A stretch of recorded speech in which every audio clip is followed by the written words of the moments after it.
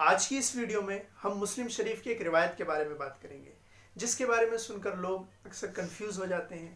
اس confusion کو بھی انشاءاللہ بتایا جائے گا اور اس کا سولیوشن بھی۔ وہ حدیث یہ ہے، اللہ کے نبی صلی اللہ علیہ وسلم نے صحابہ سے پوچھا، اَيْنَ تَذْهَبُ هَذِهِ الشَّمْسِ، کہ یہ سورج کہاں جاتا ہے، کیا تم جانتے ہو؟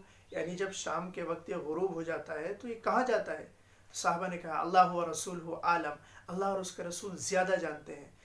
اس وقت اللہ کے نبی صلی اللہ علیہ وسلم نے کہا، یہ سورج اللہ کے سامنے سجدہ کرنے اور اللہ سے اگلے دن کی اجازت مانگنے کے لیے جاتا ہے کہ اگلے دن میں نکلوں یا نہ نکلوں، اور قیامت کے دن جب اللہ سے اجازت مانگنے جائے گا تو اللہ رب العزت فرمائیں گے کہ اس مرتبہ تم مشرق سے نہیں بلکہ مغرب سے نکلو گے اور قیامت برپا ہو جائے گی۔ یہ حدیث ہے جو آپ کو جو اشکال ہے وہ سمجھ میں آ ہی گیا ہوگا، جو کنفیوژن ہوتی ہے وہ آپ کو سمجھ میں آ ہی گئی ہوگی کہ ہم سب جانتے ہیں کہ سورج کہیں نہیں جاتا، بلکہ جب زمین اس کے ارد گرد گھومتی ہے تو جو سامنے کا حصہ اس کے سامنے ہوتا ہے وہاں دن ہو جاتا ہے، اور جو پیچھے کا حصہ ہے وہاں رات ہوتی ہے، سورج کہیں نہیں جاتا۔ پھر اللہ کے نبی صلی اللہ علیہ وسلم اس طرح سے کیوں پوچھا؟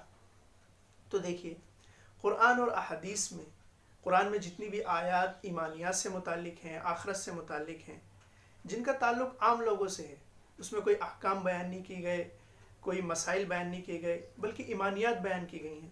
وہ بالکل اس طرح سے ہوتی ہیں، عام فہم ہوتی ہیں بالکل۔ اگر کوئی گاؤں میں رہنے والا سیدھا سادہ آدمی، وہ نہیں جانتا، وہ کبھی اسکول نہیں گیا، کبھی کالج نہیں گیا، اس کو سائنٹیفک تھیوری نہیں معلوم ہے، تو اس کو بھی یہ بات سمجھ میں آئے، اس کے مشاہدے کے حساب سے، جس طرح سے وہ دیکھتا ہے۔ میں مثال دیتا ہوں آپ کو۔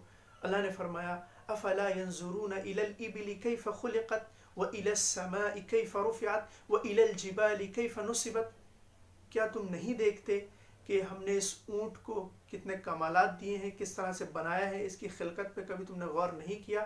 اس آسمان کو تم نے نہیں دیکھا؟ اس میں کوئی عیب نہیں ہے، اور بنا کسی پلر کے یہ کھڑا ہے اور قیامت تک اسی طرح کھڑا رہے گا۔ اور اسی طرح یہ پہاڑ ہم نے زمین میں بالکل گاڑ دیے ہیں۔ آپ دیکھیں نا پہاڑوں کو کیسے دیکھ کر لگتا ہے، ایک ہیبت طاری ہوتی ہے کہ واقعی میں اللہ نے ایک دم جما دیے ہیں، ان کے ذریعے سے زمین کو قوت بخشی ہے۔ تو اس طرح کی چیزیں جو عام آدمی بھی سمجھ سکتا ہے، کہ آپ عام آدمی کے پاس جائیں، یہ آیات اس کو سنائیں تو بالکل اس کو سمجھ میں آئیں گی، آپ کو ان کی زیادہ تشریح کرنے کی ضرورت نہیں پڑے گی۔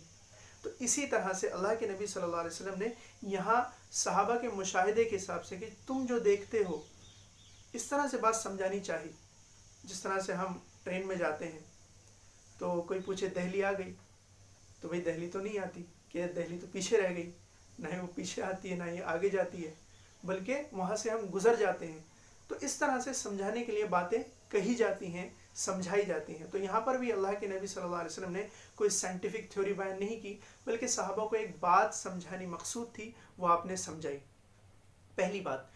دوسری ایک کنفیوژن یہ ہوتی ہے کہ کیا سورج کو اتنا وقت ملتا ہے کہ وہ اللہ کے سامنے جائے، سجدہ کرے، اجازت مانگے؟